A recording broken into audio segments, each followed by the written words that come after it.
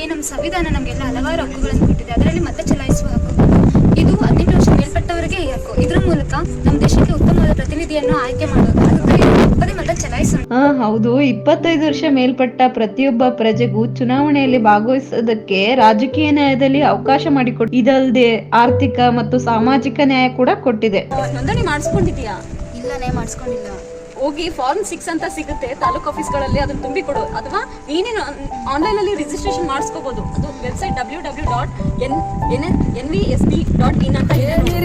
ಸಾಮಾಜಿಕ ಒಗ್ಗಟ್ಟಿನಲ್ಲಿ ಉತ್ತಮವಾದ ರಾಜಕೀಯವಾಗಿ ನಮ್ಮ ಮತ, ನಮ್ಮ ಶಕ್ತಿ, ನಮ್ಮ ಪ್ರಜಾಪ್ರಭುತ್ವ.